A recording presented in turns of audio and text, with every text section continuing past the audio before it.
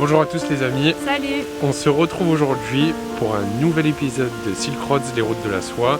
Et aujourd'hui, on termine la Croatie. On va faire 2 petites villes bord de côte encore et après on va rentrer dans les terres pour faire un parc national. Oui, effectivement, on a visité le parc de Plitvice qui est une merveille au sein du pays. On vous le recommande. Oui, c'est magnifique, les couleurs sont juste waouh, exceptionnelles. C'est un des parcs les plus connus du pays. C'est vrai. Et après, on va continuer dans les terres pour aller jusqu'à la capitale, donc jusqu'à Zagreb. On va y rester quelques jours et après, on va partir de Zagreb. Et on vous laisse découvrir tout ça. Voilà. Donc c'est parti, on prend la route et on vous emmène. Exactement. Allez, let's go. Nous visitons la ville de Trogir qui est inscrite sur la liste du patrimoine mondial de l'UNESCO depuis 1997 parce qu'elle possède la plus belle ville médiévale de la Dalmatie. La vieille ville de Trogir se trouve sur un îlot. Trogir fut fondée au IIIe siècle avant Jésus-Christ par les Grecs, plus tard occupée par les Romains, et c'est en 1420 que Trogir passa aux mains des Vénitiens. C'est une époque d'embellissement de la vieille ville avec la consolidation des remparts et de belles architectures de Renaissance.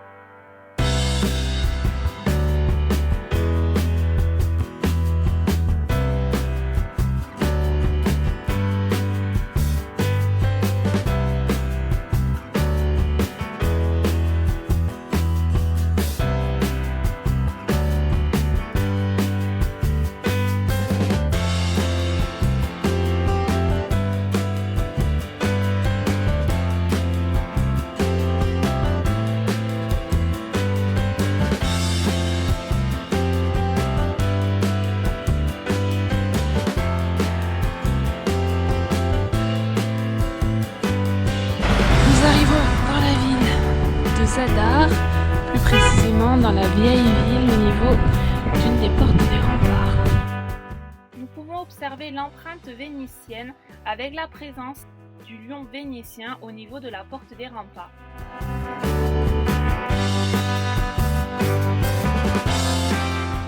Zadar est l'une des plus anciennes villes de l'Adriatique.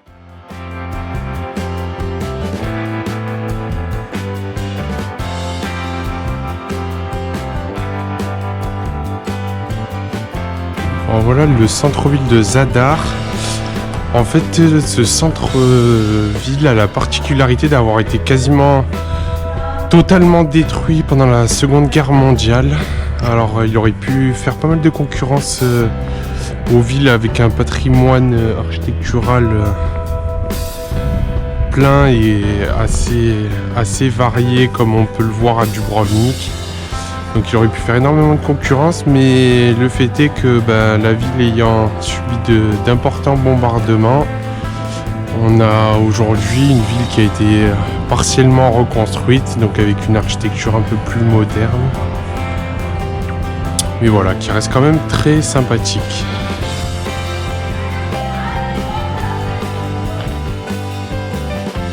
Bonjour, bonjour. On vient de se lever, on est dans un parc national en Croatie où on vient gentiment d'être délogé par les gardes forestiers parce qu'on était sur un parking pas du tout gênant, si ce n'est qu'il y avait un petit panneau qui indiquait que le camping était interdit et donc de 3 km au sud à 5 km au nord. Le camping était interdit dans tout le parc, donc on s'est fait déloger gentiment ce matin. Donc on vient d'arriver sur le parking officiel qui est à la base payant et on arrive et c'est gratuit et ouvert. Donc voilà, on va prendre le petit déjeuner. Et c'est le retour des températures froides dans le van. Je vais vous montrer.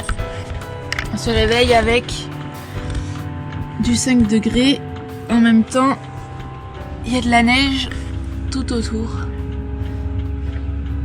Ça y est, nous sommes arrivés au parc national de Plitvice. À cause de la neige, il y a un seul parcours d'ouvert. Mais on a déjà un premier aperçu de ce qu'on va voir tout aujourd'hui. Donc on va devoir prendre un bateau qui nous amène de l'autre côté du lac. Et après on va faire une petite randonnée de 2 heures pour longer tout le lac.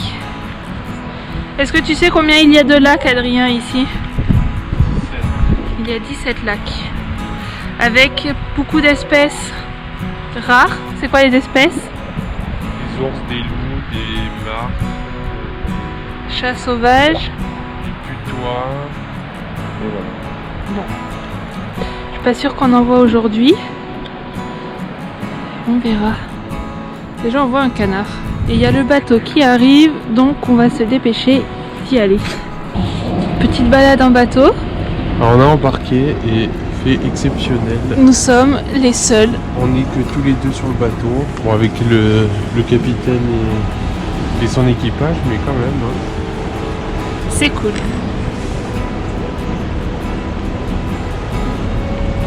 Alors, on nous a donné un petit manuel en français. Ça va nous faire un peu d'histoire sur le parc. Donc c'est un parc national qui est le plus ancien et le plus grand de la République de Croatie. Il se caractérise par une biodiversité exceptionnelle. Les propriétés hydrogéologiques spécifiques des roches ont permis la rétention des eaux sur les roches dolomitiques et le passage des eaux des canyons dans les dépôts de calcaire. Si bien que le système de lacs se divise en lacs supérieurs et inférieurs. Il s'agit d'un processus biodynamique extrêmement complexe et sensible qui dépend de nombreux facteurs écologiques. Ce processus est toujours actif, ce qui témoigne de la stabilité des conditions écologiques. Les forêts couvrent près de 80% de la superficie du parc, qui accueille une réserve spéciale de végétation forestière, la baie de Corcova. Il faut savoir que le parc est payant et ceci est obligatoire. Si on se fait choper, on peut avoir une lourde amende. Donc nous en hiver on en a eu pour 17 € parce qu'on a eu un tarif étudiant avec Adrien. Mais sinon en plein été c'est 20 € par personne. Avec les trajets en bus et en bateau compris pour traverser le lac. Et en hiver, il n'y a qu'un seul chemin sur les 6 qui sont praticables à cause de la neige sur tous les autres sentiers. Donc on est obligé de faire le même que tout le monde. Et c'est pas grave. Ils sont mignons de nous avertir, comme si on ne s'en doutait pas que ça glissait.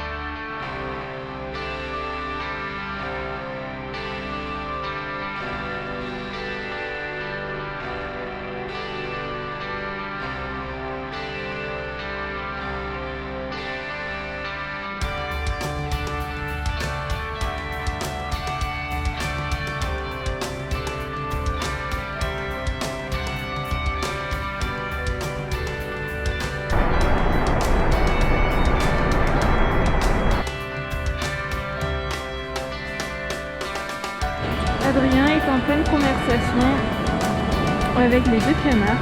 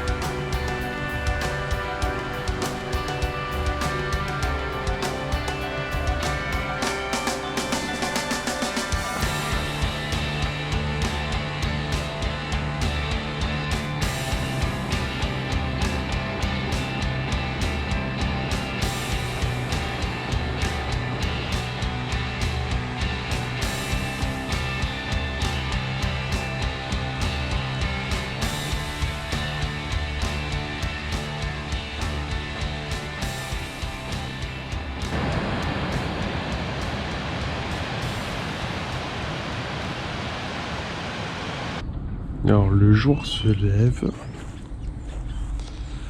il est 6h30.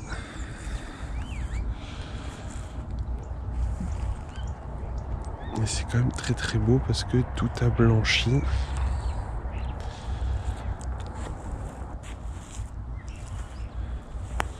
Ça fait penser au poème de Victor Hugo.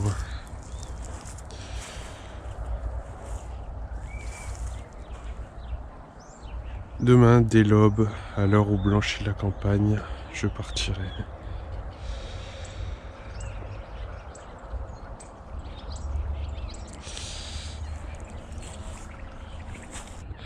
Voilà les premiers rayons de soleil.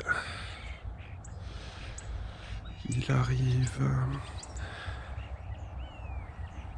Et tant mieux parce que il fait froid ici. Moins 11 degrés ce matin.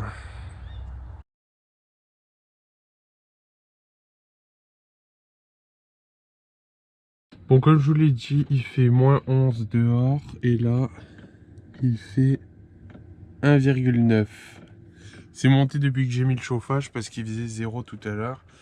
Et maintenant, il est complètement englouti sous les couvertures. Voilà.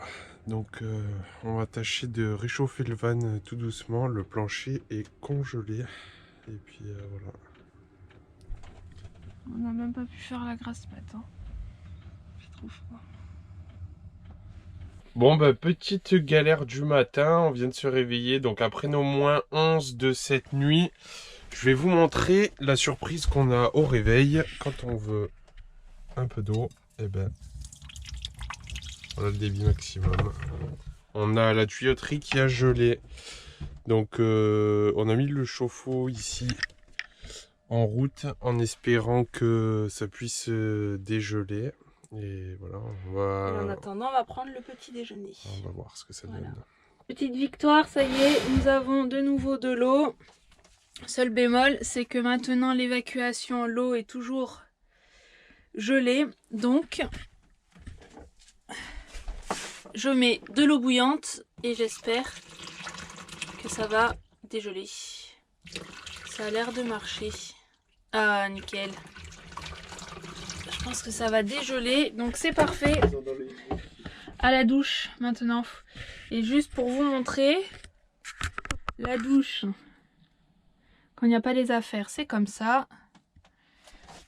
Et c'est maintenant le bordel. Tout ici, vu qu'on entrepose tout ce qu'il y a dans la petite douche par terre. Donc on ne peut plus marcher quand on veut se doucher, ni se déplacer dans le van. Nous sommes toujours à 1 heure de pas de Dubrovnik, de Zagreb. Adrien il en peut plus, je me trompe. Avant de partir pour la capitale, on se fait des hamburgers maison. Donc là j'ai préparé le steak haché où j'ai mis des herbes de Provence, du sel, du poivre, de l'ail. Ça y est, les hamburgers sont prêts. Ça fume, on va pouvoir déguster. Voilà, on se fait des bons petits plats même en van. On vient de nouveau d'être réveillé brusquement par des coups portés au van. Donc c'était un garde forestier qui nous disait qu'il était interdit de rester dormir dans le parc national. Donc on est bord d'un lac à 10 km de Zagreb. Donc il y a des gens qui pêchent un peu tout autour du lac. Ce n'est que... Alors Adrien il est en train de me faire des montages photos avec son téléphone. Je sais pas ce qu'il fait. Bref. On est, je sais même plus ce que je voulais dire, ce n'est juste que la troisième fois qu'on nous réveille brusquement le matin. Donc c'était la première fois quand on était à Trogir à 6 h du matin. Il y a 2 jours c'était dans le parc national, pareil à 8 h du matin. Et là à 9 h, donc c'est bien, il nous a quand même laissé dormir un peu. Il nous a autorisé, donc il a été quand même très gentil, il nous a autorisé à rester ici pour la journée et pour la nuit. Mais sinon d'habitude il déloge tous les campeurs. Je sais pas pourquoi nous il a accepté. Peut-être c'est mes beaux yeux bleus. Bon bah après avoir passé encore une nuit au bord du lac qu'on vous a montré, on est venu ce matin à Zagreb pour 2 choses. Premièrement, on avait rendez-vous à l'ambassade de France pour pouvoir donner procuration pour les prochaines élections présidentielles. Donc on va pouvoir donner nos consignes de vote à la famille pour pouvoir voter, donc ça c'est génial. Deuxième raison pour laquelle on est venu sur Zagreb, c'était que mon anniversaire en approchant, je souhaitais pouvoir avoir davantage de matériel pour pouvoir prendre en photo et en vidéo. Donc on s'est arrêté dans un magasin ce matin et donc on a acheté un petit peu de matériel. Petit pokéball en préparation, donc des oignons, du riz, du chou rouge, des carottes, des radis, on a un petit peu de sauce soja qui traîne, des champignons et Manon qui est en train de faire la vaisselle. Ouais, il était temps, mais on a presque plus d'eau, donc là, on va pas pouvoir refaire la vaisselle après. C'est fini. On est un peu penché. Grosse contrainte de la journée, ça va être trouver de l'eau pour qu'on puisse remplir, prendre une douche, faire la vaisselle et voilà. On a quand même un réservoir de 100 litres, ce qui est pas mal, mais c'est pas forcément suffisant dans pas mal de situations. Notamment, on peut pas prendre des douches tous les jours, mais voilà. On s'adapte, donc on va essayer d'aller trouver de l'eau et puis on vous tient au courant. On va d'abord visiter la capitale. Oui, et puis on va visiter la capitale dont on a pour le moment pas vu grand chose. Allez, on se retrouve en ville tout à l'heure. Ciao. Nous sommes devant la cathédrale de l'Assomption de la Vierge Marie avec juste en face, je vais essayer de me cacher du soleil pour que vous voyez, une statue de la Vierge Marie juste ici. Donc nous sommes dans le quartier le mieux préservé de la capitale où ils ont réussi à garder des bâtiments d'autrefois. Donc on va visiter tout ça. Alors ici, ils allument les lampadaires qui sont encore au gaz. Il y a un employé qui fait ça jour et nuit pour allumer et éteindre. Je trouve ça fou encore que ça existe.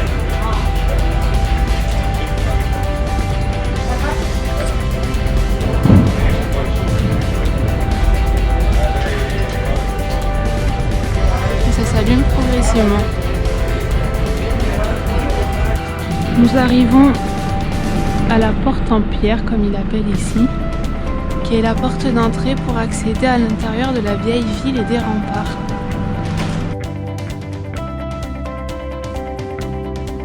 C'est apparemment un lieu de culte ici, parce que il y a des gens qui viennent se recueillir.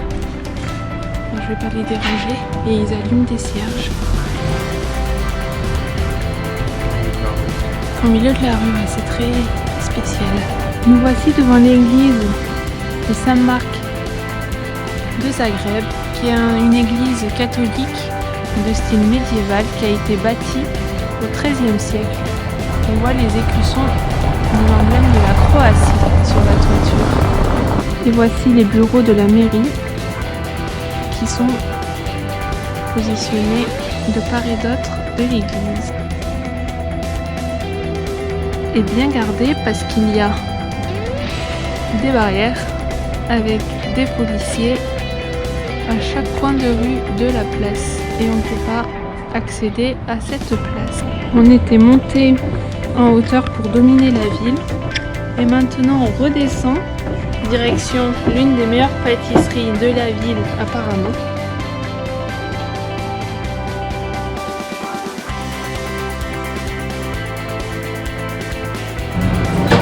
On propose des glaces et surtout des pâtisseries. Donc nous avons pris une tarte au chocolat et une spécialité d'ici apparemment qui est un gâteau à la crème, je pense que c'est une crème pâtissière. Donc on va goûter tout ça. On vient de sortir. On est un peu déçus des pâtisseries. Elles n'étaient pas top. Qu'est-ce que tu en penses toi? Ouais, déçu. Déçu, ouais. Super déçu. Donc c'est là où on réalise qu'en France on a de la chance d'avoir des vrais chefs pâtissiers et des super bonnes pâtisseries. Parce que mine de rien on en a fait beaucoup dans chaque pays. Et le niveau n'est pas du tout le même qu'en France. Nous finissons notre petit tour de Zagreb par la place centrale de la capitale.